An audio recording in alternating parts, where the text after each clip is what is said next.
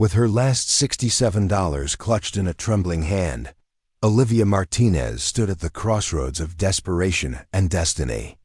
3 months of living in a cramped motel room with her 9-year-old daughter, Sofia, had hollowed her cheeks and darkened the circles under her eyes, but couldn't extinguish the fierce determination that had kept them going after her husband's death in a construction accident had left them drowning in debt and legal bills. Before we jump back in, tell us where you're tuning in from, and if this story touches you, make sure you're subscribed, because tomorrow, I've saved something extra special for you. The certified letter she held announcing her inheritance of her estranged grandfather's ranch in West Texas seemed like a cruel cosmic joke rather than salvation. The property was reportedly worthless, the land parched and barren, the buildings crumbling, and worst of all, her husband's wealthy relatives were already contesting the will, claiming she was unfit to manage any estate. The rain beat mercilessly against the windshield of Olivia's 14-year-old Toyota as she navigated the winding roads toward Cactus Crown Ranch. The property had been in her mother's family for generations, though Olivia had never visited. Her mother had left West Texas at 19, cutting all ties with her father, Olivia's grandfather, Jackson Ramirez, and refusing to ever discuss what had caused the irreparable rift. "Are we really going to live on a ranch, Mom?" Sofia asked, her voice small but hopeful from the back seat. She clutched her worn stuffed wolf, Luna, the one constant in a life that had become increasingly unstable since her father's passing. "I'm not sure yet, sweetheart," Olivia answered. "Honestly, we're just going to check it out first." The lawyer said it needs a lot of work. That was an understatement. According to Eleanor Blackwood, the elderly attorney who had tracked Olivia down at the budget motel where she and Sofia had sought refuge after their apartment became unaffordable. "Your grandfather Jackson was eccentric," Blackwood had explained delicately. "The ranch has been neglected for decades. Most locals consider it worthless, but Jackson was adamant that it go to you specifically, despite never having met you." What Blackwood had failed to mention was the fierce opposition from the Harrington family, Olivia's late husband's relatives. Daniel Harrington had been the beloved son of one of the region's wealthiest oil families until he'd fallen in love with Olivia, a nursing student with nothing to her name but dreams of becoming a nurse practitioner. The Harringtons had disowned him, only to return like vultures when a construction accident claimed him at 34. Leaving Olivia and Sofia with nothing but crushing medical bills and funeral expenses. Now they were contesting Jackson's will, claiming Olivia was an unfit guardian who shouldn't be entrusted with any property, no matter how worthless. The dilapidated wooden sign at the property entrance was barely visible through the downpour. Cactus Crown Ranch. Est, 1903. The driveway was little more than a mud track leading to a sprawling single-story ranch house that looked like it belonged in a ghost town documentary. Paint peeled from the wooden siding, several windows were boarded up, and the wide front porch sagged dangerously on one side. "It looks haunted," Sofia whispered, pressing closer to Olivia as they sat in the idling car, gathering courage to make a dash through the rain. "It's just old and needs some love," Olivia replied, trying to inject optimism she didn't feel. "Like a story where the ugly duckling turns into a swan, remember?" Sofia nodded, but her eyes remained wide with apprehension. "Preparing and narrating this story took us a lot of time, so if you are enjoying it, subscribe to our channel. It means a lot to us." Now back to the story. They made a mad sprint to the porch, huddling under the sagging roof as Olivia fumbled with the ancient key Blackwood had provided. The lock turned with a reluctant groan, and the door swung inward on protesting hinges, revealing darkness and the musty odor of abandonment. Olivia felt along the wall for a light switch, surprised when the antique fixture overhead actually flickered to life. "The utilities are still on," she remarked with genuine shock. Miss Blackwood made arrangements, a voice from behind them, causing both Olivia and Sofia to jump. A tall, weather-beaten man in his early 50s stood on the porch, rain dripping from his battered cowboy hat. "Sorry to startle you.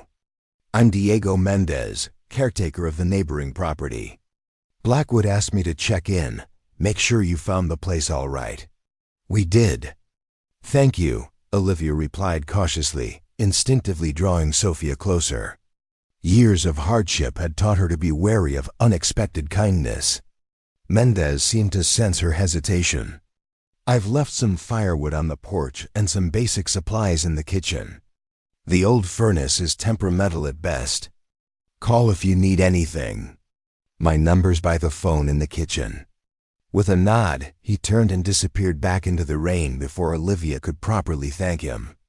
The ranch house interior was like stepping into a time capsule. Heavy wooden furniture from another era filled the living room. Bookshelves lined the walls, packed with volumes whose titles Olivia couldn't make out through the dust. A stone fireplace dominated one wall, and above it hung a portrait of a stern-faced man with piercing green eyes that seemed to follow her movements. "Is that him? Great-Grandpa Jackson?" Sofia asked, her voice hushed as if they were in a museum. "I think so," Olivia answered, studying the face for any resemblance to her mother or herself. There was something in the set of the jaw, perhaps, that reminded her of her own determination. As darkness fell, Olivia managed to start a fire in the ancient fireplace and prepare a simple meal from the supplies Mendez had left. They ate sitting on cushions before the fire, as most of the furniture was covered in dust sheets. Sofia, exhausted from the journey and overwhelmed by their new circumstances, fell asleep wrapped in an old quilt Olivia had found in a cedar chest. Alone with her thoughts, Olivia wandered through the main floor, trying to assess what she'd gotten them into. The house was in disrepair, but not beyond saving. The bones seemed solid, though everything needed updating. In the corner of the living room stood a massive mesquite desk, its surface covered with papers, ledgers, and dusty file folders. Olivia approached it hesitantly, feeling like an intruder despite being the legal owner of everything around her. This was where she would need to start sorting through paperwork to determine what needed to be kept and what could be discarded. As she began organizing the scattered documents, Olivia found mostly what she expected: utility bills, property tax statements, equipment maintenance records. But buried beneath the mundane paperwork, she discovered a leather-bound journal wedged beneath a stack of agricultural magazines. The binding was worn, its pages yellowed with age. Opening it, Olivia recognized the handwriting as similar to that on the deed Blackwood had shown her. Bearing Jackson's distinctive script, the journal entries dated back decades, chronicling not just the ranch's operations, but occasionally veering into cryptic territory.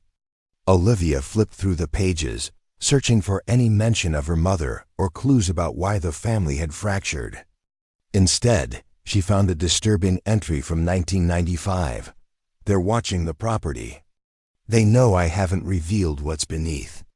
The Harringtons have always known the truth." The Harringtons? Olivia's pulse quickened. Her late husband's family. What possible connection could they have to her grandfather's ranch decades before she'd even met Daniel?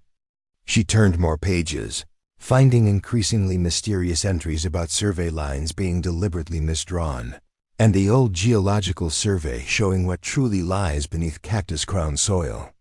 One page contained nothing but a sequence of numbers and letters that resembled coordinates, followed by the cryptic note, "The entrance lies where the 3 mesquites meet at the dry creek bed." As she closed the journal, her elbow knocked a small metal object from the desk.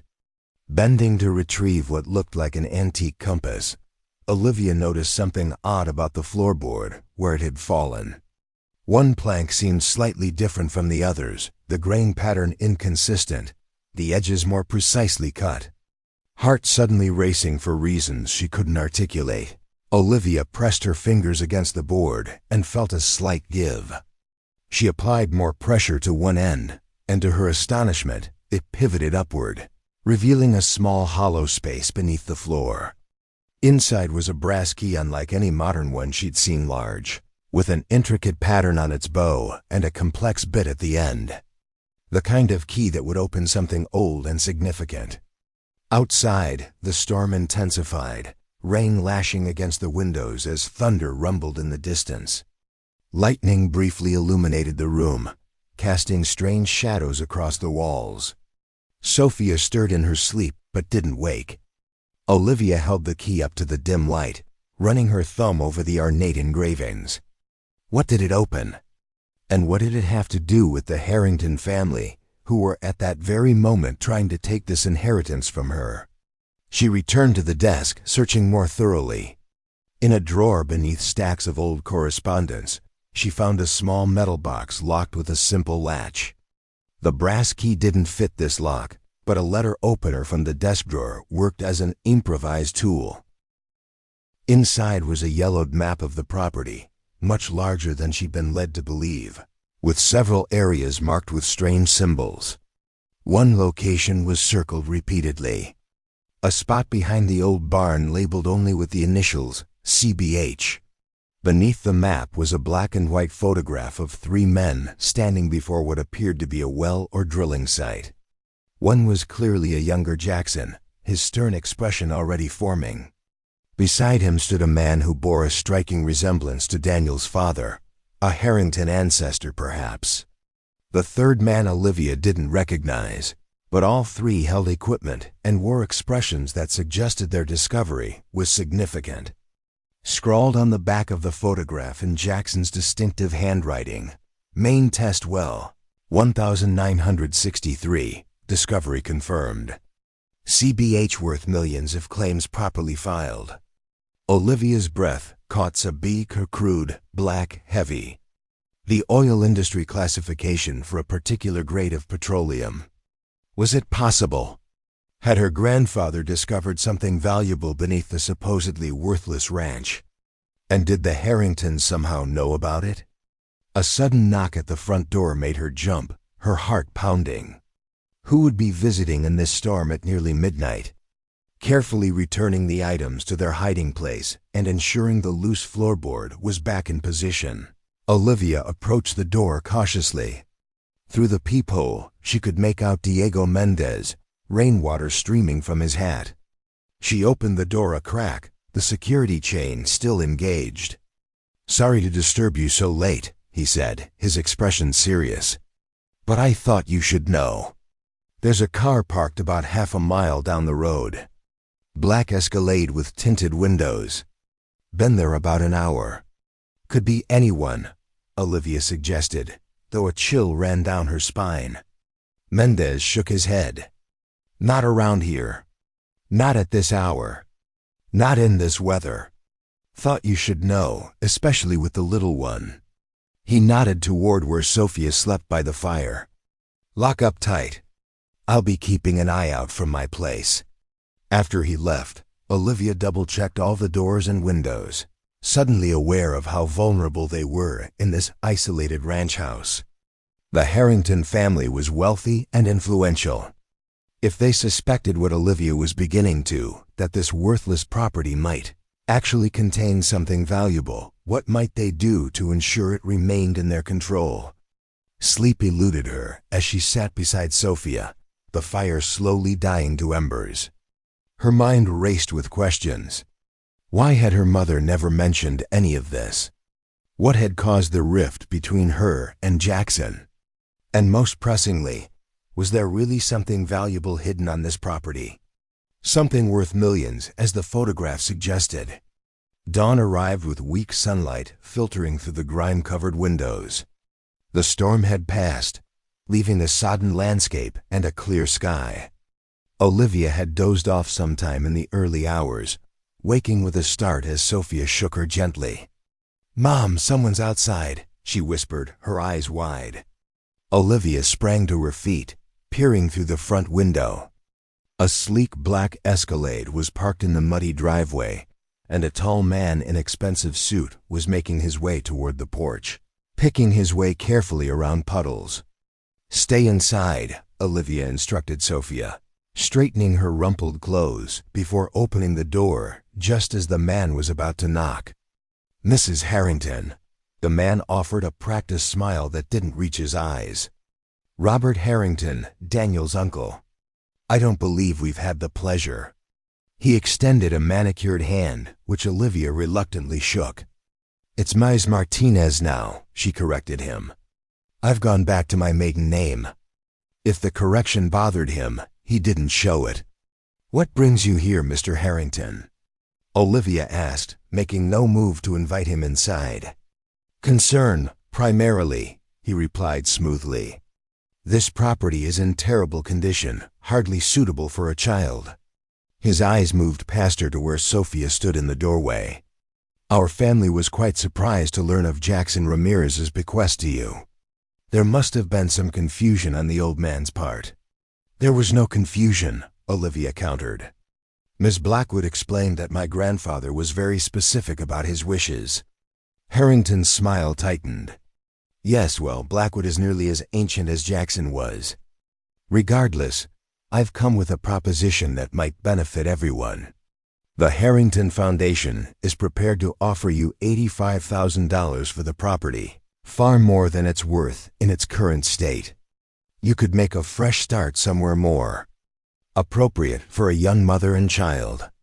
The amount was tempting enough to secure an apartment and give them stability for a few months while Olivia found work. But after what she'd discovered last night, $85,000 seemed suspiciously low if there was indeed something valuable on the property. "That's very generous," Olivia said carefully. "But I'm not ready to make any decisions yet. We've only just arrived." Something hardened in Harrington's expression. "I understand, but I should warn you. Ranch living isn't for everyone. Isolated properties like this can be dangerous. Accidents happen. Fires, structural collapses. It would be tragic if anything happened while you were evaluating your options." The thinly veiled threat hung in the air between them. Olivia felt a surge of protective anger. "Thank you for your concern, Mr. Harrington. I'll be sure to have the property thoroughly inspected. Now, if you'll excuse us, we have a busy day ahead." As Harrington returned to his vehicle, Olivia noticed Diego Mendez watching from the edge of the property, his stance suggesting he'd been prepared to intervene if necessary. The caretaker nodded to her once before disappearing back into the tree line. "Mom, who was that man?" Sofia asked once they were alone. "Someone who knew your dad's family," Olivia answered, not wanting to frighten her daughter with the full truth. "He wanted to buy the ranch from us." "Are we going to sell it?" Sofia's voice held a note of disappointment. Despite its condition, the ranch represented stability after months of uncertainty. "Not yet," Olivia decided. "First, I think we need to explore what Great-Grandpa Jackson left for us. There might be more here than meets the eye." Over breakfast prepared on the ancient but functional stove, Olivia formulated a plan. She needed to understand what CBH meant beyond the obvious oil reference and why the Harringtons were so interested in a supposedly worthless property. Most importantly, she needed to find what the brass key opened. "Can we explore outside?" Sofia asked, her initial fear of the property giving way to childish curiosity, now that daylight had transformed the forbidding shadows into merely shabby reality. "Yes, but stay where I can see you," Olivia cautioned. Some of the buildings might not be safe. The ranch spread out before them as they stepped onto the porch. Once productive fields, now reclaimed by mesquite and scrub, stretched toward distant hills. A weathered barn listed slightly to one side, and several outbuildings stood in various states of disrepair. Beyond them, rocky terrain rose gently, marking the property's boundaries. It was larger than Olivia had initially thought, encompassing at least 200 acres from what she could see. Was Great-Grandpa Jackson a rancher? Sofia asked as they made their way toward the barn. "I think so once," Olivia replied. "But he must have stopped ranching a long time ago." The barn's heavy sliding door protested with a groan of rusted metal as Olivia pulled it open.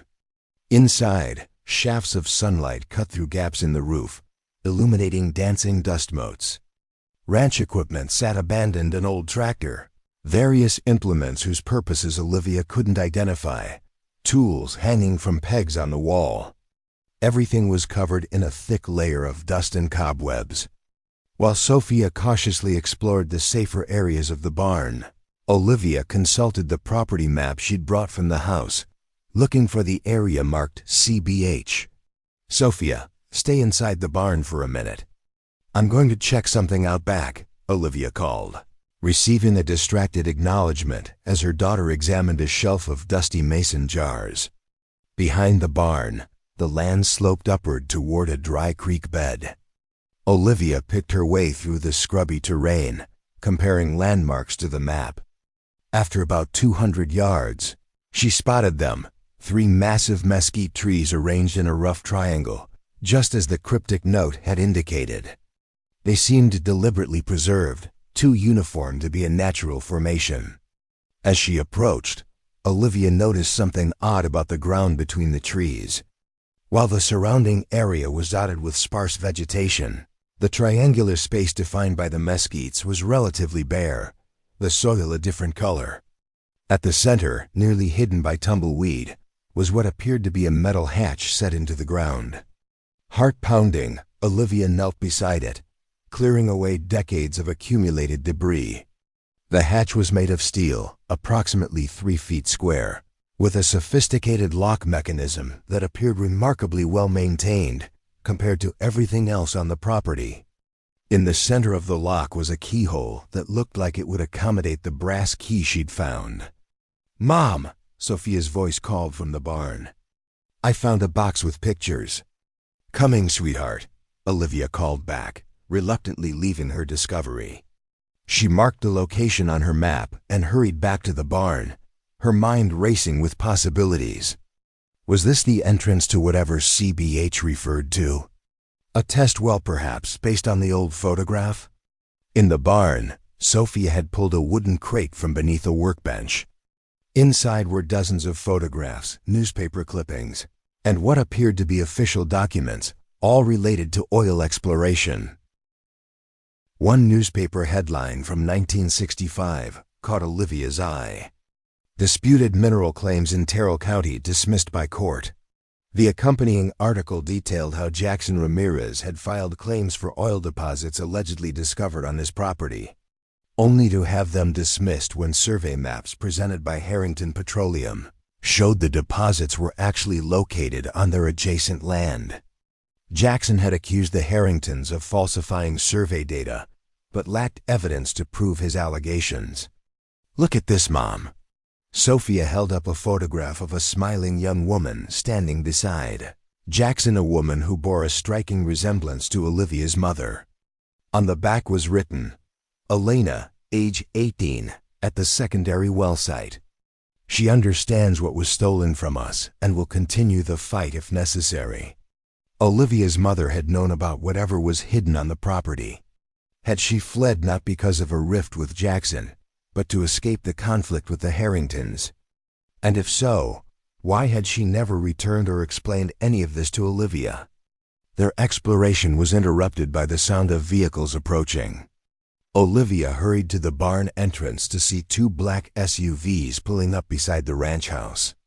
Robert Harrington emerged from the first, accompanied by 2 men whose suited appearance couldn't disguise their intimidating physiques. From the second vehicle stepped a woman in her 70s, elegantly dressed and moving with the confidence of someone accustomed to authority. "Margaret Harrington," Olivia whispered, recognizing Daniel's grandmother, the family matriarch who had never acknowledged Sofia even after Daniel's death. "Who are they, Mom?" Sofia asked, sensing Olivia's tension. "People we need to be careful around," Olivia answered truthfully. "Stay behind me, okay?" They watched from the barn as the Harringtons and their associates entered the ranch house without so much as a knock. The casual violation of their space sent a surge of anger through Olivia. "What do we do?" Sofia asked, her voice small. Before Olivia could answer, she heard the rumble of another vehicle. Diego Mendez's pickup truck skidding to a stop beside the SUVs.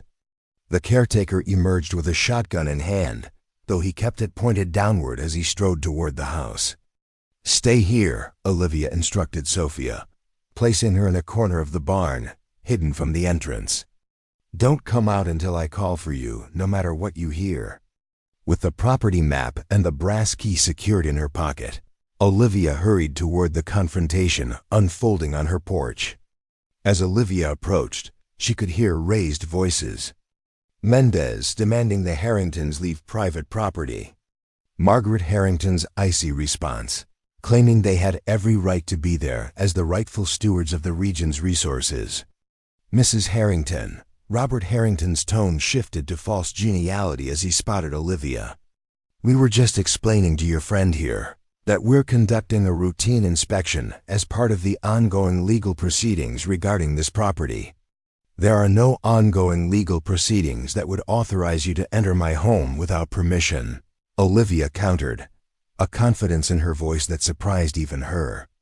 "This property belongs to me and my daughter, legally bequeathed by Jackson Ramirez."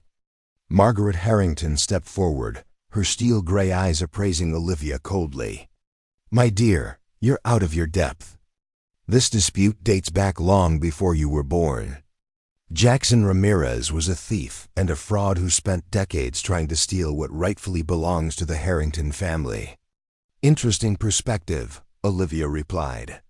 "I've been finding evidence that suggests exactly the opposite, that the Harringtons falsified survey data in the 1960s to steal mineral rights that belonged to my grandfather." A flicker of alarm crossed Margaret's composed features. "Whatever delusions Jackson passed on to you will find no sympathy in any court. The surveys were verified by county officials." "Officials on the Harrington payroll," Mendez interjected. "Everyone in these parts knows how your family operates, Mrs. Harrington." Margaret ignored him, focusing on Olivia. "Be reasonable. You're a homeless widow with a young child. This property is worthless for ranching. The soil was depleted decades ago. Take our offer $150,000 now, and spare yourself years of pointless legal battles you cannot win." The doubled offer confirmed Olivia's suspicions. The Harringtons were desperate to acquire the property, which meant whatever lay beneath it was significant. "I appreciate your concern for our welfare," Olivia said, matching Margaret's cold tone. "But we'll be staying for now. Please leave my property before I call the sheriff." "A mistake," Margaret said softly. "One I hope you don't come to regret too severely." With a nod to her associates, she returned to her vehicle, Robert following after throwing a look at Olivia that contained equal parts anger and calculation. As the SUVs pulled away, Mendez lowered his shotgun. "You've stirred up the hornet's nest now," he observed. "They'll be back with lawyers, maybe worse." "Why are you helping us?" Olivia asked directly. "You don't know me." Mendez's weathered face softened slightly. "I knew Jackson. He was a good man, driven half mad by what the Harringtons did to him. He hired me 12 years ago to keep an eye on the place. Told me someday his granddaughter might come to claim what was rightfully hers." He gestured vaguely at her disheveled appearance. "I didn't expect you'd be quite so desperate," Olivia supplied with a hint of dark humor. "Determined," Mendez corrected. "Jackson would have approved. Now, you'd better show me what you found that's got the Harringtons so rattled they'd send the family matriarch herself to deal with you." Olivia led Mendez to the ranch house where she showed him the journal, map, and photograph from beneath the floorboard. As the caretaker examined the materials, Sofia returned from the barn, clutching a small metal box she'd discovered. "Look what I found, Mom," she exclaimed, setting the rusted container on the kitchen table.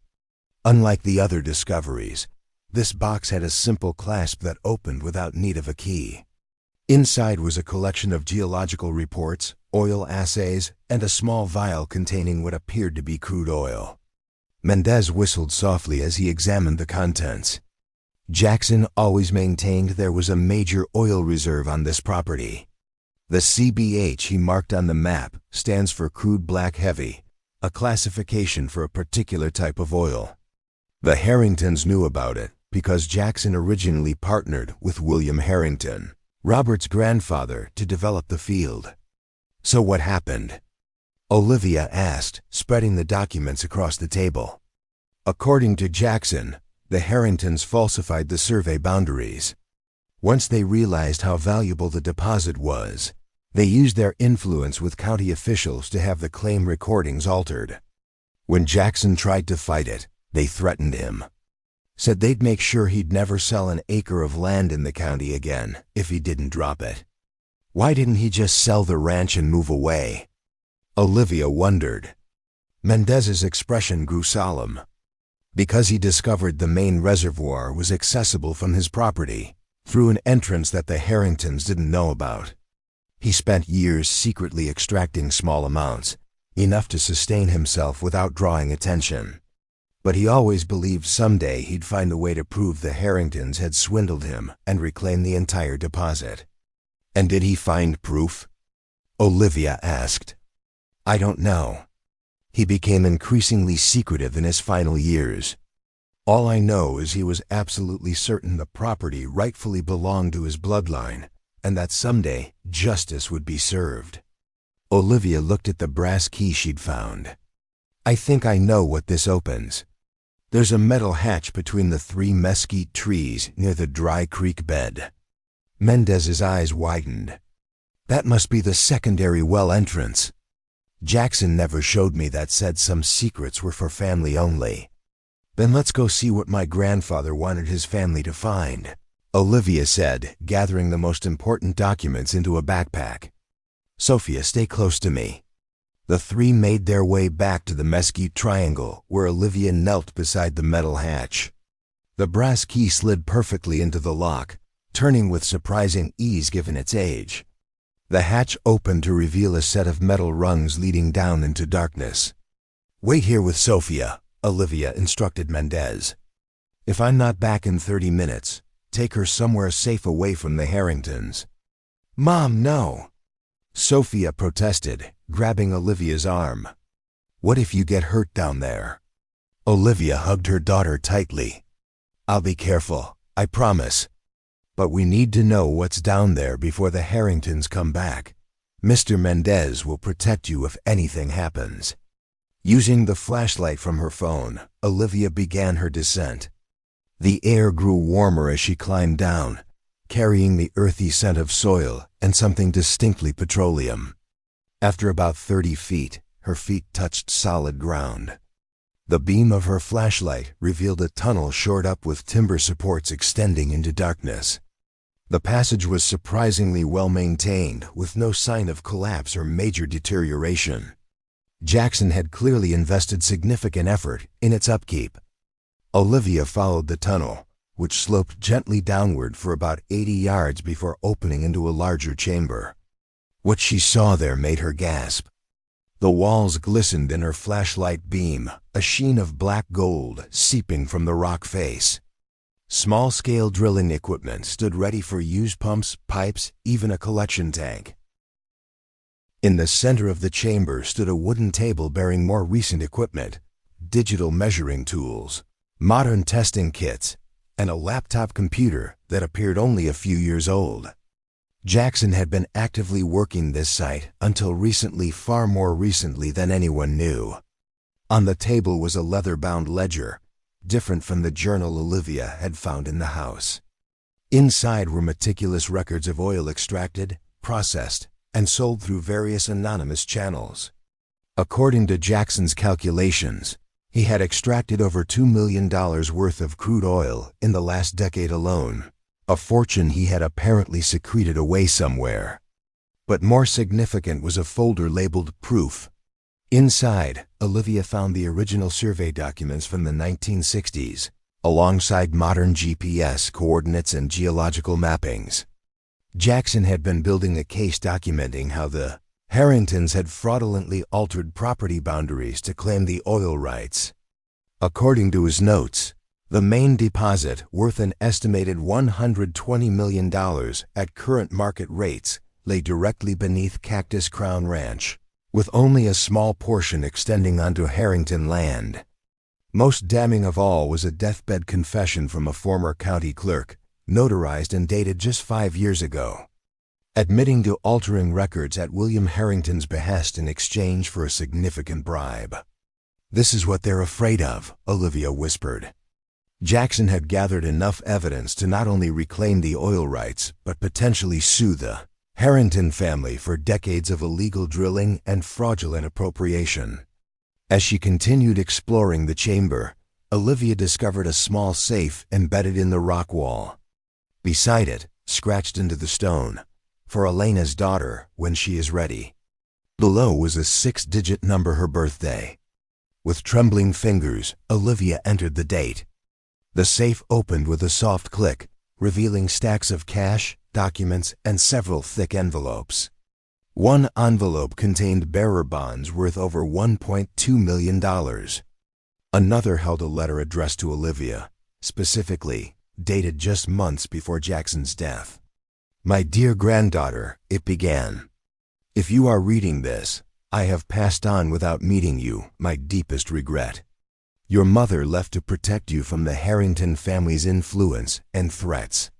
They've destroyed many lives in their pursuit of wealth, and Elena feared you would become another casualty in a war that began before your birth. Everything you find here is yours by right, not just as my heir, but as the rightful owner of the oil deposit that sustained our family secretly for generations. The documents in the chamber provide legal proof of the Harringtons' fraud. The attorney, Eleanor Blackwood, knows how to proceed when you're ready. Be cautious. The Harringtons won't surrender their ill-gotten empire without a fight. But know this, you come from a line of survivors and fighters. In your veins runs the blood of those who never surrendered to intimidation or injustice.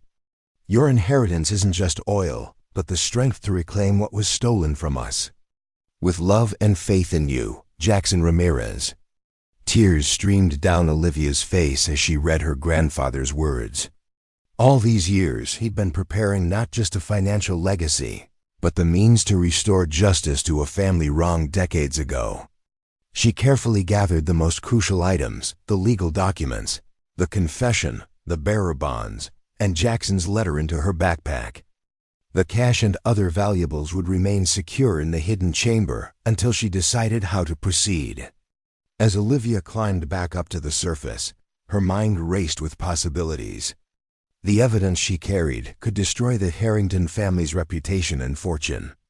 The legal battle would be brutal, but with Jackson's meticulous documentation and the former clerk's confession, they stood a real chance of winning. She emerged from the hatch to find Mendez and Sofia waiting anxiously. "You were down there forever," Sofia exclaimed, throwing her arms around Olivia's waist. "What did you find?" "Everything," she replied softly. "Jackson left us everything we need to take down the Harringtons and reclaim what's ours." She quickly explained her discoveries as they made their way back to the ranch house. Mendez listened in growing amazement, occasionally shaking his head in disbelief. Jackson was always 3 steps ahead of everyone, he marveled. "But you need to be careful. Once the Harringtons realize what you found, they'll stop at nothing to silence you. We need to get these documents to Blackwood immediately," Olivia decided, "and then find somewhere safe to stay while she prepares the legal case."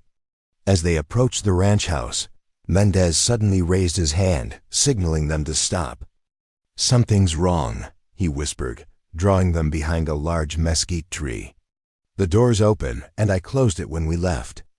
Through the kitchen window, they could see figures moving inside the house, the same men who had accompanied the Harringtons earlier, systematically searching every corner of the property. "They're looking for Jackson's evidence," Olivia realized, clutching her backpack tighter. "We need to leave now." Mendez led them along the tree line toward his truck parked behind the barn, out of sight from the house. They had almost reached it when the crack of a branch behind them made them freeze.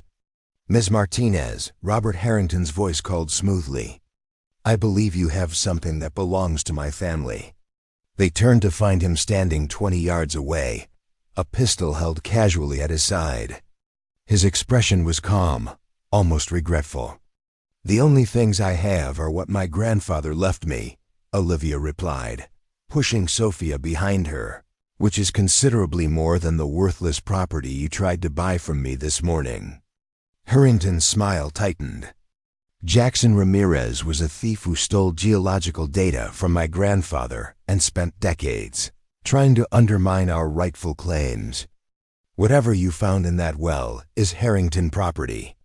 The county clerk's confession says otherwise," Olivia countered, "as do the original unaltered survey documents Jackson preserved. Your family falsified boundaries, bribed officials, and stole a fortune that rightfully belonged to the Ramirezes." "Those are serious accusations," Harrington said, his voice hardening as he raised the pistol slightly. "Accusations that would be difficult to prove if those documents were to disappear along with anyone who's seen them." Mendez subtly shifted, placing himself between Olivia, Sofia, and Harrington. "You're making a mistake, Robert," he warned. "This isn't the 1960s when your family could make people disappear without consequences." "On the contrary," Harrington replied, "some things never change. This will simply be another unfortunate accident on a dilapidated property. A tragedy for the homeless widow and her daughter who unwisely tried to live in an unsafe structure." Before he could raise the pistol further, the sound of sirens cut through the air. Multiple sheriff's vehicles appeared on the road leading to the ranch, lights flashing. "I called them before we left the house," Mendez explained as relief washed over Olivia. "Told them trespassers were threatening the new property owners. The sheriff owes me a favor, one of the few officials the Harringtons don't control." Harrington's composure cracked. He glared at them with naked hatred before concealing the pistol in his jacket and adopting a casual stance as the first deputies approached. "This isn't over," he hissed. "No court in this county will rule against us, no matter what evidence you think you have." "Then it's fortunate the federal authorities have jurisdiction over oil fraud and racketeering," came a new voice. Eleanor Blackwood appeared beside the lead deputy, her elderly frame somehow imposing in its dignity. "Ms. Martinez, I received your caretaker's call. I took the liberty of contacting an old law school friend who works for the Justice Department. He's very interested in the documents your grandfather mentioned in his will." Blackwood smiled gently. "He kept track of you from afar. Knew you married Daniel Harrington against his family's wishes. Knew you stayed by his side through his accident despite the Harringtons cutting him off. Knew you fought to keep your daughter fed and sheltered even when everything was against you. Jackson recognized his own determination in you. The realization that her grandfather had been watching over her all along, even as she struggled through the hardest years of her life, brought fresh tears to Olivia's eyes. She hadn't been as alone as she'd thought. "There's something else you should know," Blackwood continued, opening another folder. "Jackson established a trust fund for you and Sofia, separate from the property and mineral rights. He'd been selling small amounts of oil for decades, investing the proceeds conservatively. The fund currently holds approximately $3.7 million. Olivia gasped. "What?" "He wanted to ensure that even if the legal battle with the Harringtons took years, you and Sofia would be secure. As his executor, I can release those funds to you immediately." The world seemed to tilt beneath Olivia's feet. Just days ago, she had been homeless, down to her last $67, wondering how she would feed her daughter the next day. Now she was not only financially secure, but positioned to reclaim a fortune worth far more, and perhaps more importantly, to bring justice to a family that had operated above the law for generations. As the reality of her new circumstances sank in, Olivia felt not just relief, but a growing sense of purpose. Her grandfather had entrusted her with more than wealth. He had given her the means to right a historic wrong, and the opportunity to transform not just her own life, but potentially the entire community that had suffered under the Harringtons' influence. Jackson always said the Ramirez legacy wasn't just about the oil in the ground, Blackwood remarked, as if reading her thoughts. It was about standing firm against those who would take what isn't theirs, about protecting what matters most, about perseverance in the face of seemingly insurmountable odds. Olivia thought of her daughter sleeping peacefully in the next room, finally safe after months of uncertainty. She thought of her late husband, Daniel, who had defied his family to follow his heart. She thought of her mother, Elena, who had left everything behind to protect her child from the Harringtons' reach. And she thought of Jackson, working alone in that hidden well for decades, never surrendering to despair or intimidation, always believing that someday justice would prevail. "When do we file the case?" Olivia asked, her voice steady and determined. Blackwood smiled. "First thing tomorrow. The Harringtons won't know what hit them." As Blackwood gathered her papers to leave, Olivia stepped onto the porch of the guest house. The night was clear, stars spread across the sky like diamonds on black velvet. Somewhere in the distance lay Cactus Crown Ranch, not the worthless property the Harringtons had tried to buy for a pittance, but the gateway to a fortune they had stolen generations ago. More importantly, it was her heritage, the physical embodiment of her family's resilience and determination. Jackson hadn't just left her oil. He had bequeathed her the chance to rewrite a story of injustice that had shaped 3 generations of her family. Tomorrow would bring the beginning of a legal battle that might take years to resolve. The Harringtons would deploy every resource at their disposal to maintain their ill-gotten empire.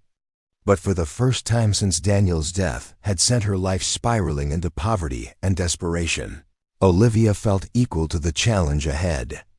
She wasn't just fighting for wealth or even justice in the abstract. She was fighting for her daughter's future, for her family's legacy, and for every person the Harringtons had ever bullied, cheated, or threatened into submission. As she turned to go back inside, Olivia caught a glimpse of her reflection in the window glass. Behind the exhaustion and worry that had become permanent fixtures on her face, she could see something new emerging, the same determined set of the jaw she had noticed in Jackson's portrait. The unflinching gaze of someone who would not be intimidated or defeated. "Thank you, grandfather," she whispered to the night sky. "I won't let you down." Inside, she checked on Sofia once more, tucking the blanket around her sleeping form. Tomorrow would be another challenging day in what promised to be a long struggle. But they would face it with resources they hadn't possessed just days ago: financial security, powerful allies, compelling evidence, and most importantly, the knowledge that they were continuing a fight for justice that had spanned generations. The homeless widow and her daughter, once dismissed as irrelevant by the powerful Harrington family, now held the keys to their downfall. It wasn't just oil that lay hidden beneath Cactus Crown Ranch. It was truth. And like the oil itself, the truth would endure, waiting patiently to be brought into the light. The morning light spilled through the curtains of Blackwood's guest house, finding Olivia already awake, reviewing the documents spread across the dining table. Sleep had been elusive, her mind racing with the implications of everything she'd discovered. The weight of her grandfather's trust felt both empowering and daunting, a chance to reclaim her family's legacy, but also to confront one of the region's most powerful families. A gentle knock on the door revealed Blackwood, impeccably dressed despite the early hour, accompanied by a tall woman with silver-streaked hair pulled into a severe bun. "Olivia, this is Catherine Reyes," Blackwood introduced her. "Former federal prosecutor, now one of the top mineral rights attorneys in the country. She's agreed to take our case." Reyes extended a firm hand. "Eleanor told me the basics. I've been trying to build a case against the Harringtons for years, but never had the evidence. What you found changes everything." As Sofia slept, the 3 adults gathered around the dining table with Reyes examining each document methodically. Her expression remained professional, but Olivia noticed a spark of excitement growing in her eyes. "This clerk's confession alone would merit an investigation," she observed, setting aside the notarized statement. But combined with the original unaltered survey documents and Jackson's meticulous record-keeping, she looked up at Olivia. Ms. Martinez, your grandfather has provided us with the foundation for a historic case, but the Harringtons have connections throughout the county. Robert implied no local court would rule against them, Olivia pointed out. Reyes smiled thinly. Which is precisely why we're filing in federal court. Oil fraud crossing multiple decades, racketeering, potential environmental violations. This case is far beyond local jurisdiction. Moreover, these documents suggest the Harringtons have been systematically evading federal taxes on their oil operation by misreporting the source and volume of their extractions. How long will this take? Olivia asked, thinking of Sofia and their future. Years, potentially, Reyes answered honestly. Cases of this magnitude aren't resolved quickly, especially against opponents with virtually unlimited resources for delay tactics. The trust fund will ensure you and Sofia are secure during the litigation, Blackwood reminded her. Jackson anticipated a long battle. Olivia nodded, feeling a renewed appreciation for her grandfather's foresight. And the ranch? Is it safe for us to return there? Blackwood and Reyes exchanged glances. The sheriff has posted deputies at the property for now, Blackwood explained. But I wouldn't recommend living there until we've taken formal legal steps to protect your interests. The Harringtons' initial reaction will be aggressive. We need to file for emergency injunctions immediately, Reyes added, to prevent any further drilling operations on the disputed land and to secure all entrances to the underground reservoir from both properties. As they finalized their strategy, Sofia emerged from the bedroom, rubbing sleep from her eyes. The adults paused their discussion, and Reyes offered a warm smile that transformed her severe appearance. You must be Sofia, she said. Your great-grandfather left some very important things for your mom to find.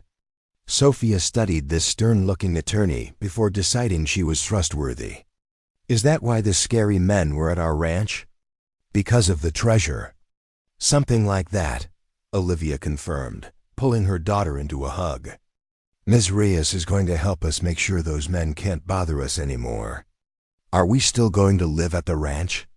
Sofia asked, a note of hope in her voice despite yesterday's frightening events. Already, the dilapidated property represented more stability than they'd known in months. Not right away, Olivia explained gently. We need to make sure it's safe first. But Miss Blackwood has found us a place to stay in town while we work things out. Blackwood nodded. A small house just a few blocks from here. Nothing fancy, but comfortable and secure. The trust fund can cover it easily. As they prepared to leave for the courthouse to file the initial documents, Olivia's phone rang a number she didn't recognize. Ms. Martinez, came a familiar voice when she answered. Thomas Harrington. I believe we need to talk. Olivia tensed, putting the call on speaker so Blackwood and Reyes could hear. I think our families have said everything necessary to each other. Not quite, Thomas replied, his tone surprisingly conciliatory. I'm calling without my family's knowledge. I've recently learned some disturbing information about my grandfather's business practices, and I'd like to meet neutral ground, public place. No lawyers, just conversation. Reyes shook her head vehemently, mouthing "trap" silently. Why would I agree to that? Olivia asked, following Reyes's lead. Because I may have information that strengthens your case. Thomas answered, and because I believe my family has made a grave error in how they've approached this situation, particularly yesterday's events. After a moment of silent consultation with her attorneys, Olivia agreed to meet Thomas at a bustling cafe in the center of town, public enough to be safe, with Blackwood waiting inconspicuously at a nearby table. This is extremely inadvisable, Reyes warned as they prepared to depart. The Harringtons are desperate and cornered. A dangerous combination. That's exactly why I need to understand what Thomas wants, Olivia countered. Jackson's documents mention a rift in the Harrington family years ago, disagreements about how the oil operation was managed. If Thomas truly has misgivings, he could be a powerful ally. The cafe was crowded when Olivia arrived, providing the anonymity of numbers. She spotted Thomas immediately, tall like his uncle, but leaner, with a thoughtful face that lacked Robert's predatory calculation. He rose as she approached, gesturing to the chair across from him.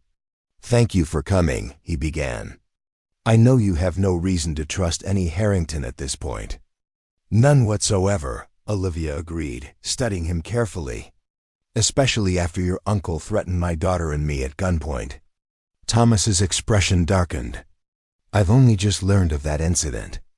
Robert has been relieved of his position in the family business, effective immediately."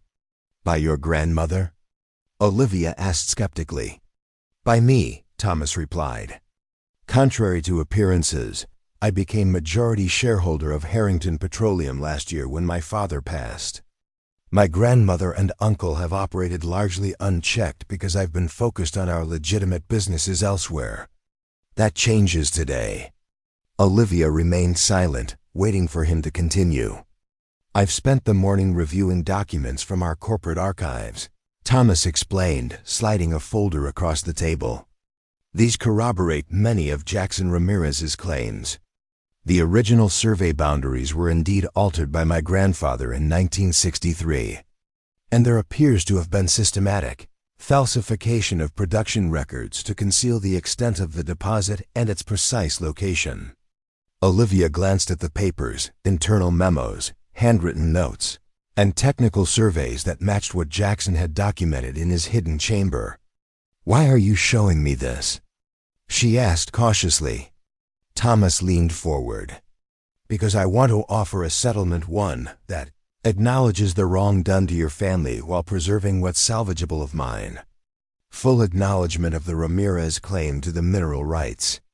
Compensation for all oil extracted illegally since 1963. With interest, our accountants estimate that figure at approximately $68 million.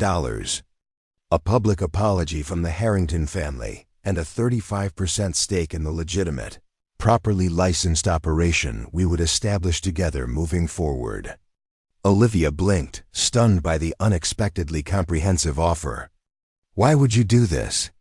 Thomas's expression was solemn. "3 reasons. First, it's the right thing to do.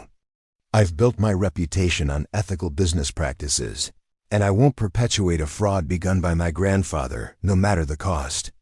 Second, the alternative is worse. If this goes to federal court, the Harrington family won't just lose the oil rights. We'll face criminal charges, massive fines, and the complete destruction of businesses that employ hundreds of people in this region. And third," he hesitated, "Daniel was my cousin.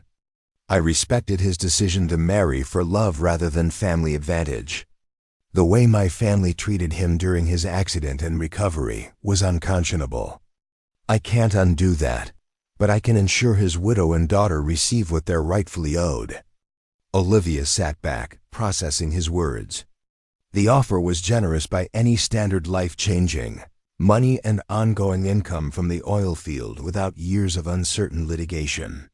"I'll need to consult my attorneys," she said finally. Thomas nodded. "Of course, but there's a complication. My grandmother and uncle don't know I've approached you, and they're planning their own countermove." "What kind of countermove?" "They filed emergency motions to have the entire Cactus Crown property condemned as unsafe, citing yesterday's confrontation as evidence of dangerous conditions. They're also attempting to challenge Jackson's mental competency at the time he changed his will to name you as beneficiary." Olivia's anger flared. "Your family is relentless." "The old guard is," Thomas agreed. "But they don't speak for all of us anymore. I need your answer within 48 hours before their legal maneuvers gain traction."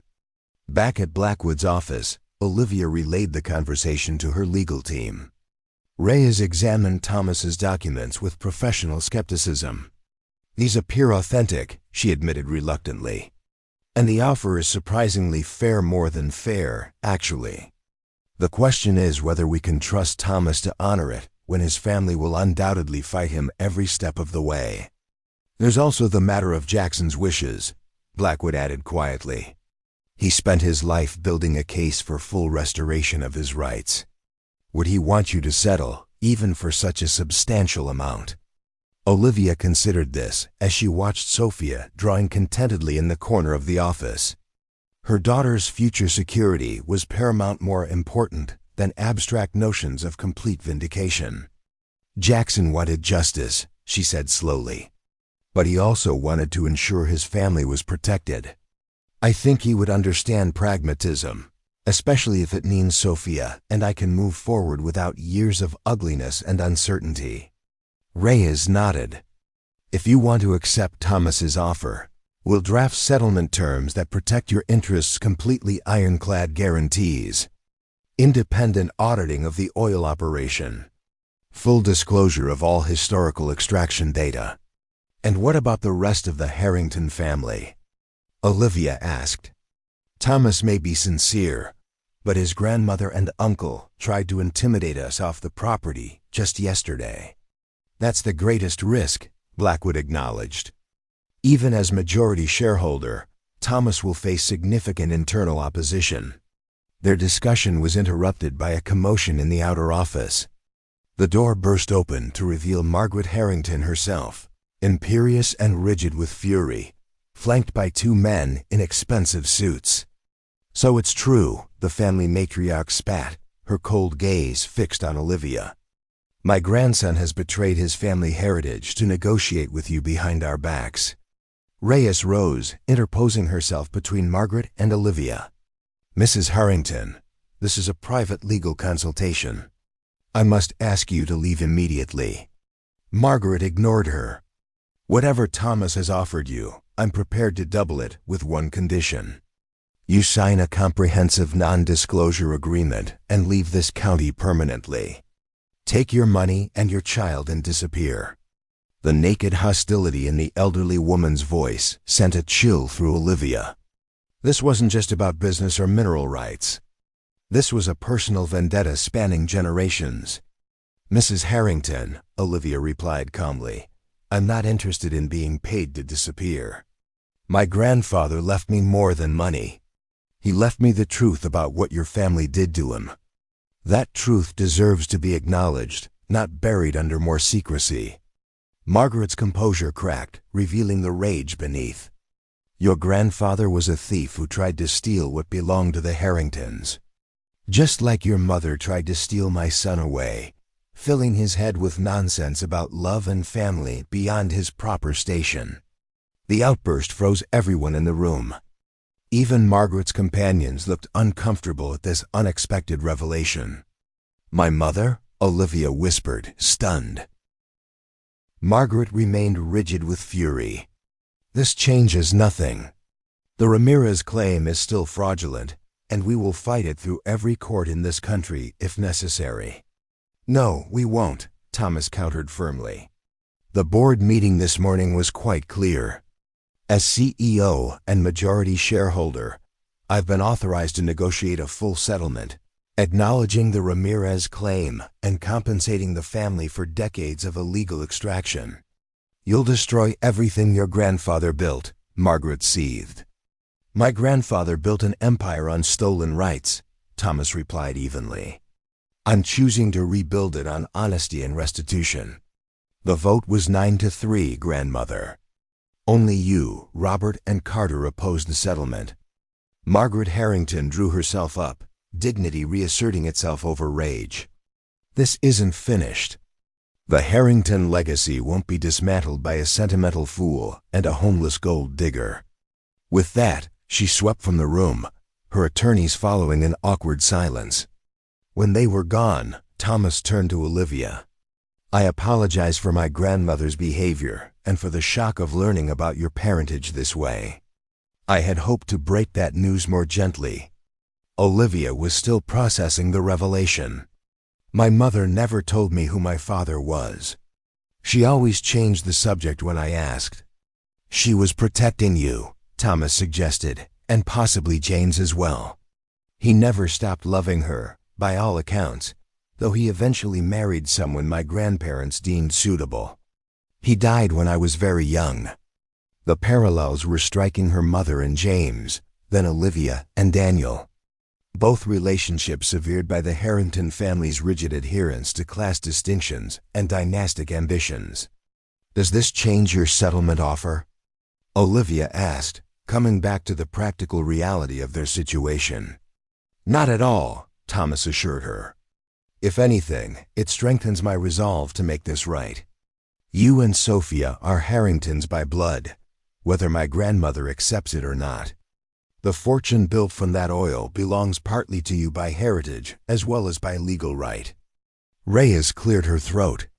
"If you're both amenable, I suggest we proceed immediately with drafting the settlement agreement. The sooner we have signatures on paper, the better for all concerned."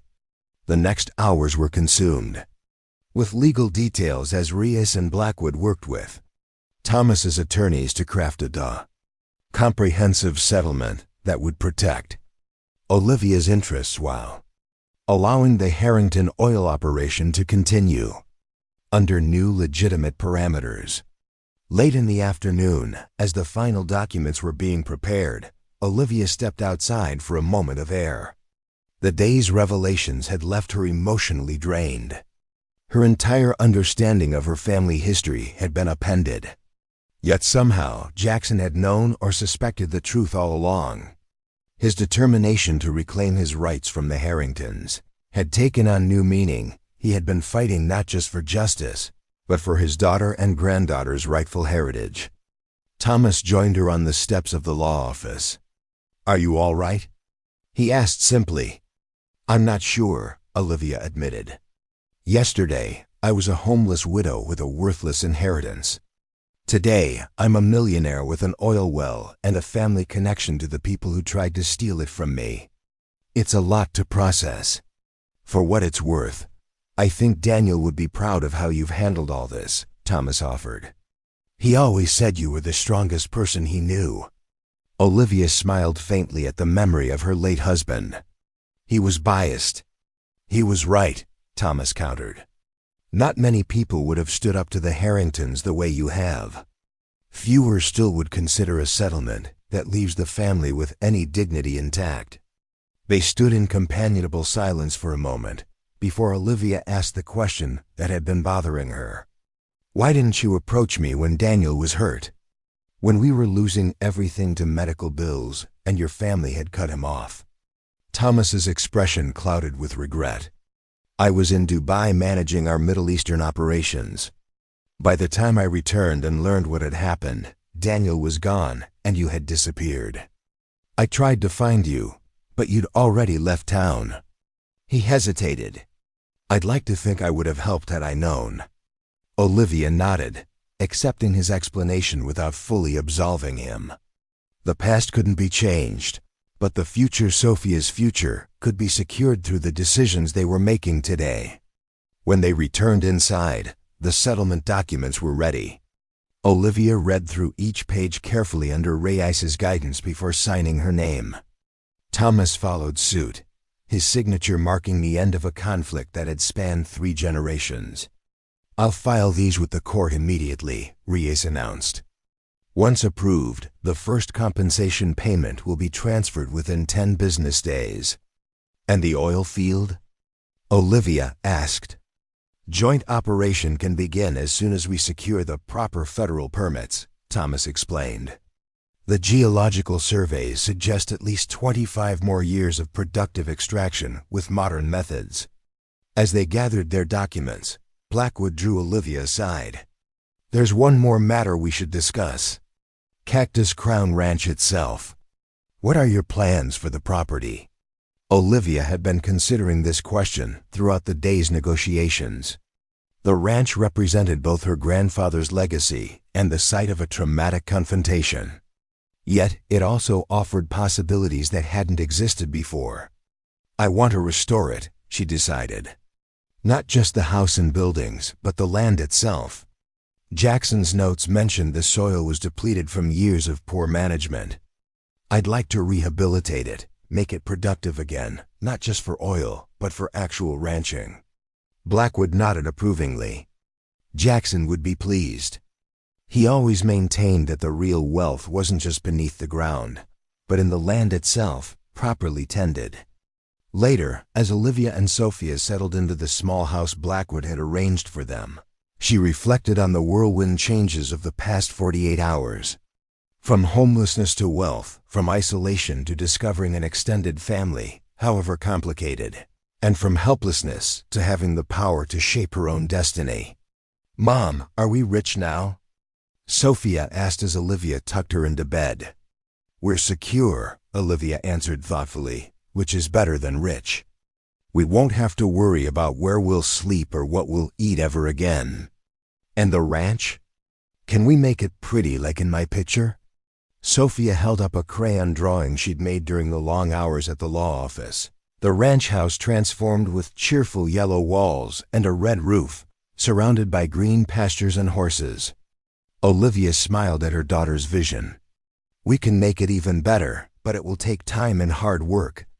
"That's okay," Sofia replied with the simple wisdom of childhood. "The best things always do." As Sofia drifted to sleep, Olivia returned to the kitchen table where Jackson's journal lay open. She traced her finger over his firm handwriting, feeling a connection to the grandfather she'd never known, but who had planned so carefully for her future. "Thank you," she whispered to the empty room, "for not giving up, for believing justice would eventually prevail, for leaving us more than oil. You left us truth and dignity, and those are worth more than all the crude in that well." 6 months transformed Cactus Crown Ranch beyond recognition. What had once been a dilapidated property shunned by locals was now a hive of careful restoration and renewal. The ranch house stood proudly against the autumn sky, its sagging porch rebuilt, windows gleaming, fresh paint glowing warmly in the afternoon sun. The barn had been structurally reinforced while maintaining its historic character, and the outbuildings repurposed for the ranch's new mission. Olivia stood on that porch, watching as a team of environmental engineers conducted soil tests in what would become sustainable grazing land next spring. Another group was installing solar panels on the southern slope, part of her vision to make the property self-sustaining and environmentally responsible. The irony wasn't lost on her that the oil beneath their feet had financed this surface transformation. "The remediation is going well," Diego Mendez observed, joining her with 2 steaming mugs of coffee. He had stayed on as ranch manager, his knowledge of the property proving invaluable during the restoration. "Soil quality's already improved 40% from the amendments we've added." "And the oil operation?" Olivia asked, accepting the coffee gratefully. "Running smooth as silk. Thomas's engineers have implemented all the environmental safeguards we requested. The new method barely disturbs the surface at all." The settlement with the Harringtons had been finalized 3 months earlier with surprisingly little additional drama. The federal court had approved the terms. The initial compensation payment of $68 million had been transferred to Olivia's accounts, and the joint venture had received its permits with record speed, thanks partly to Catherine Reyes's connections in Washington. Only Margaret and Robert Harrington had maintained their opposition, filing a series of increasingly desperate legal challenges that were summarily dismissed.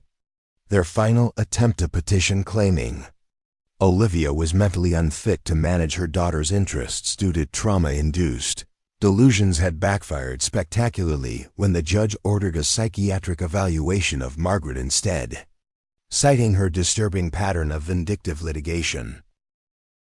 2 weeks after that humiliation, Margaret Harrington had suffered a severe stroke.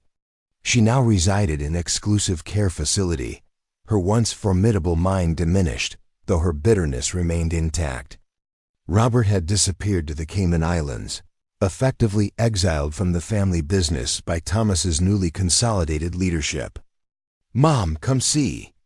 Sofia's excited voice called from the edge of the newly planted orchard. They'd selected drought-resistant fruit varieties that, Jackson's journals mentioned, had once thrived on the property decades earlier. Olivia found her daughter kneeling beside a small sapling, carefully placing stones in a decorative circle around its base. "I'm making it pretty," Sofia explained. And Dr. Rivera said rocks help keep the moisture in the soil.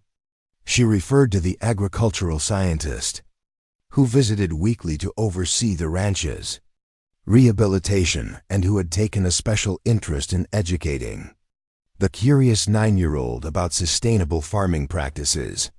"It looks beautiful," Olivia agreed, struck by how much her daughter had flourished in these past months. The shadows of uncertainty that had haunted Sofia during their homeless period had vanished, replaced by confidence and creativity.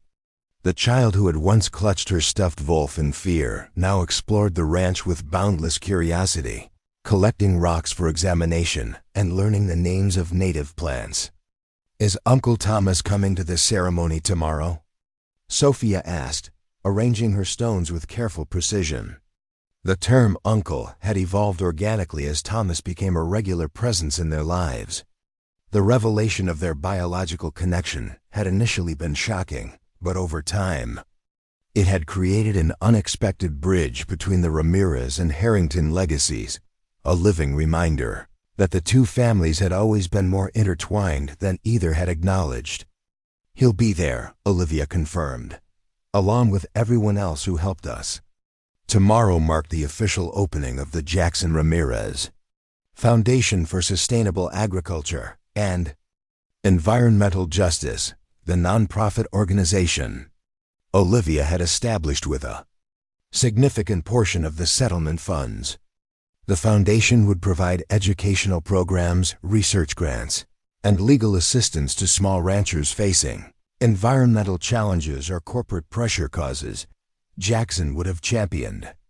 The ceremony would also unveil the memorial garden, a peaceful space behind the ranch house where they had interred Jackson's ashes, finally brought home from the modest cemetery plot where he'd rested temporarily since his death. Beside the garden stood a small museum chronicling the ranch's history and the decades-long struggle for justice, testament to one man's unwavering belief that truth would eventually prevail. "Ms. Martinez," a voice called from the driveway. Olivia turned to see Dr. Marisa Santos, the foundation's newly appointed executive director, approaching with a stack of files. "Sorry to interrupt, but I have the final list of grant applications for your review. 27 ranchers from across the state seeking assistance with everything from water rights disputes to fighting pipeline easements through their properties." "I'll be right there," Olivia responded, giving Sofia a quick hug before heading toward the ranch house's new east wing, which housed the foundation's offices. Inside, the renovation had masterfully blended the historic character of the old ranch house with modern functionality. The original hardwood floors had been restored to a warm glow, while the technological infrastructure would have impressed any corporate headquarters. Staff members, many hired from local families who had once depended on Harrington Petroleum for employment, moved purposefully through the space, preparing for tomorrow's ceremony. In her office, Jackson's former study, now restored with his desk as its centerpiece, Olivia reviewed the grant applications with Dr. Santos. Each represented a family or community facing challenges similar to what Jackson had encountered: powerful interests threatening their land, livelihoods, and environmental health. "I'd like to fund them all," Olivia decided, closing the last file. "Set up site visits so we can determine the specific support each needs beyond financial assistance." Santos smiled. "I thought you might say that. I've already started scheduling the visits." She hesitated before adding, "One more thing. Margaret Harrington's nurse called this morning. She's asking to see you." Olivia stilled, surprised by the request. She had visited Margaret once after her stroke, a tense encounter where the elderly woman had been unable to speak but had communicated her continued hatred through eyes that remained sharp with resentment. "Did she say why?" "Apparently she's been reviewing family albums with her therapist, part of her cognitive rehabilitation. She found something she wants to show you. The nurse thinks it might be important." Olivia considered declining. The legal battles were over, the settlement finalized. There was no practical need to engage with Margaret again. Yet something, perhaps Jackson's influence, urged her toward closure rather than continued animosity. "I'll go tomorrow afternoon after the ceremony," she decided. That evening, as sunset painted the rolling hills in golden crimson, guests began arriving for the pre-ceremony dinner. Blackwood came with her grandchildren, her frail frame belying the sharp legal mind that had helped orchestrate their victory. Catherine Reyes arrived with federal officials interested in the innovative environmental practices being implemented. Ranchers and environmental advocates from across the region mingled with local families who had quietly supported Jackson through his decades of isolation. Thomas Harrington arrived last, bringing news that had the gathering buzzing with excitement. The federal investigation into the historical mineral fraud has uncovered evidence of similar schemes in 3 other counties, he announced. Families who lost their oil rights decades ago, just like the Ramirezes, may finally see justice. As darkness fell, lights illuminated the grounds, transforming the once abandoned property into a beacon visible for miles around. Standing on the porch, watching Sofia proudly showing Blackwood's grandchildren the apple tree she had helped plant, Olivia felt a profound sense of rightness, as if pieces of a complex puzzle had finally aligned. "Jackson would be proud," Mendez said quietly, joining her at the railing. "Not just of the foundation or the ranch, but of how you've managed to transform conflict into cooperation." Olivia smiled, thinking of the oil operation that now employed dozens of local workers under the joint Ramirez-Harrington banner. The environmental restoration projects expanding to neighboring properties. The educational programs already taking shape for the coming spring. "He spent his life fighting for justice," she replied. "But I think what he really wanted was restoration of the land, of the truth, of his family's place in the community." The next morning dawned clear and crisp perfect. Weather for the ceremony that brought over 200 people to Cactus Crown Ranch. Local media covered the event, fascinated by the story of the homeless widow who had inherited what appeared to be a worthless property, only to discover a fortune and a family legacy of perseverance. Standing at the podium erected near Jackson's Memorial Garden, Olivia looked out at the gathered crowd, a community united not by the divisions of the past, but by hope for the future. "My grandfather Jackson Ramirez never gave up," she began. "Not when powerful interests stole what was rightfully his. Not when he was isolated and labeled as crazy for speaking truth to power. Not when decades passed without justice. He kept faith that someday the truth would prevail." But Jackson's vision wasn't just about righting a historical wrong. It was about stewardship of the land, of resources, of community trust. "The oil beneath this ranch is valuable. But what grows above it, what we build together on this soil, that's the true legacy he wanted to leave." As the ceremony concluded and the Jackson Ramirez Foundation officially opened its doors, Olivia knew that the story that had begun with her desperate arrival at a seemingly worthless ranch had transformed into something far more valuable than the minerals hidden beneath the soil. It had become a testament to the power of perseverance, to the enduring strength of truth, and to the possibility that even the deepest wounds could heal when justice finally prevailed. In the years to come, the foundation would help hundreds of families protect their land and livelihoods. The ranch would produce award-winning organic beef, and the oil operation would set new standards for environmental responsibility. But perhaps most importantly, Sofia would grow up knowing the true meaning of wealth, not just the financial security that Jackson's legacy had provided, but the courage to stand up for what was right, even when the odds seemed insurmountable.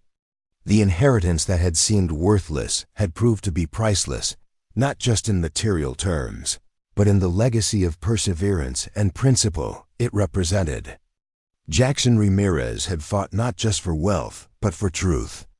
And in the end, that truth had set his family free. Up next, you've got 2 more standout stories right on your screen. If this one hit the mark, you won't want to pass these up. Just click and check them out. And don't forget to subscribe and turn on the notification bell so you don't miss any upload from us.